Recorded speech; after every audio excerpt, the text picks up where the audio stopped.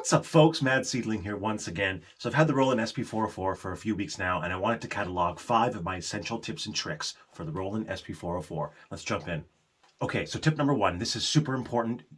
Users of the device, you probably know this already, and there's an SP Vids video about it that's pretty popular, but I wanted to mention it because I think it's probably the most important tip for the SP404. Okay, so this tip is auditioning your effects before they're applied to your track. So, for instance, I have the first track loaded up here is called Druid.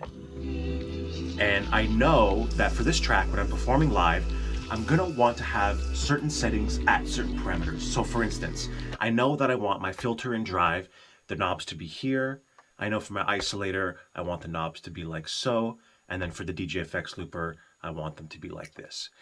Now I've moved the knobs, the filter and drive, when I was changing that, the knobs were in a completely different position.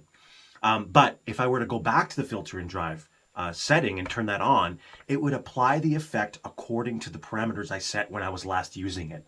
So precisely when the knobs were like this. So even if the knobs aren't in this position, when you go back to the effect, it'll apply the effect as though they were. This is super important. For example, you can add delay at 16th note, dotted 16th note, and then do other effects and other performances as you would, and then when you go back to the delay, it's still going to apply that dotted 16th note. Super important tip, and one that I'm sure you'll get a lot of use out of. Now, one thing though is, how do you audition your effects or re-audition them if a track is already playing? Because you'll notice really the only way to audition effects is to apply the effect. And if you apply the effect at the wrong time, or if it doesn't have the desired parameters, it's not going to sound good. And the best way to do that is to hit the tap tempo button and do an effect grab. So you can hit hold tap tempo and hit filter and drive, for instance. And for a split second, it will apply the effect, but then you can change the parameters however you'd like them to be. The only time you can't use this is with the multi-effects button, and that's simply because of how it works. It has to be applied before you can change the knobs. Now, in the manual, it mentions the remain button. You can hit the remain button, change the knobs 1 through 3, and then apply an effect, and it'll get the parameters, it'll apply those parameters. I've yet to get this to work reliably. So if you've gotten this to work, please leave a comment below and tell me what you're doing. All right, tip number 2. This is something that Taj Mahal does a lot. Taj Mahal is a very well-known SP404 user, and this trick is using tape echo to transition between tracks. So for instance, say we'll start with track number 1 again, Druid. So say I wanted to transition between track 1 to track 2, but not have it be so abrupt. You know, you want it to flow and be seamless. You can use multi-effects 2, which is tape echo, to get this effect.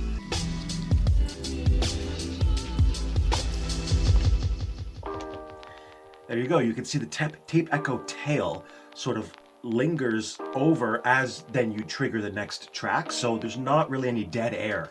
It's a way to sort of seamlessly transition between different tracks. Highly recommended little trick there for your live performances. Okay, tip number 3. This has to do with the reverb. Now, one of my favorite SP404 live performances is from Cryo. This was a 2014 live performance from Lamelotron. And in this live set, it's a masterclass of SP404 work, by the way. I highly suggest you go check it out. But in this set, Cryo uses the reverb a lot, and he uses it in a specific way, which is to sort of add a noise ramp or a fill at the end of bars. So I'll give you an example here. Let's use my track here called Peppercorn.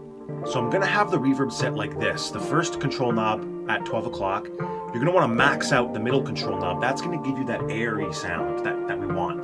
And then the balance knob will have at 0 because we don't want it to affect the track right now. All right, here we go. We're about to hit the main groove.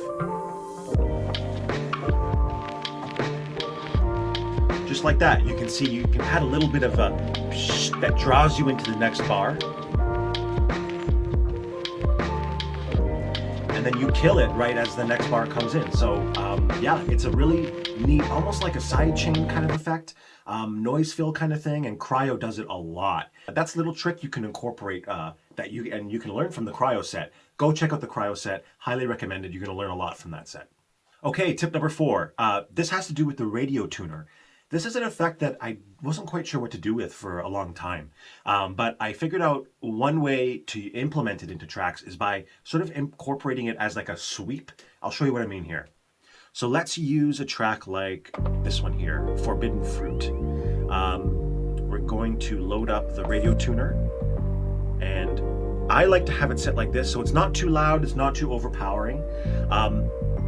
Control knobs 2 and 3 you want to have in this position, and then to start the sweep you simply sweep this knob from left to right.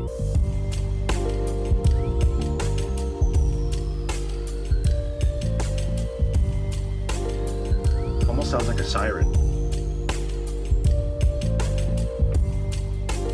Let's show another example here with a different track. We'll do peppercorn again.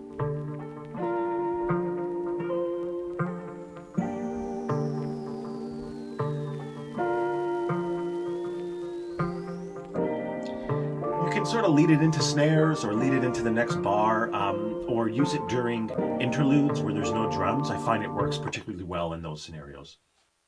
Okay, tip number 5 is to master the DJ Effects looper. Now, I'm sure you've seen the SPVids video on the DJ Effects looper, part of his masterclass series.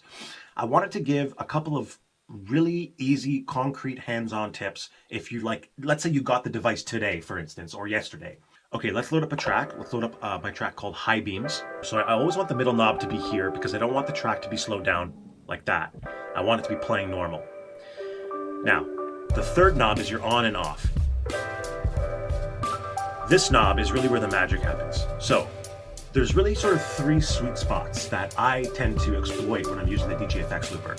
The first one is right here, and that gives you sort of a 16th note kind of rapid brrr kind of feel. This one gives you a dotted or triplet kind of feel. And then this one over here will give you sort of an 8th note kind of feel. So mix them and match them, and of course, everyone's favorite, you can do these sort of warp slowdowns. And those are great for leading into the next bar or really whatever. It's sort of a flashy effect. Don't overuse it though. I feel like the DJ Effects looper is my most used effect, and it can also very easily be your most abused effect. So keep that in mind. That's it for me for today, folks. That's been 5 tips for the Roland SP404. Make sure to like, subscribe, leave a comment, and stay tuned. There will be more content like this to come. Cheers.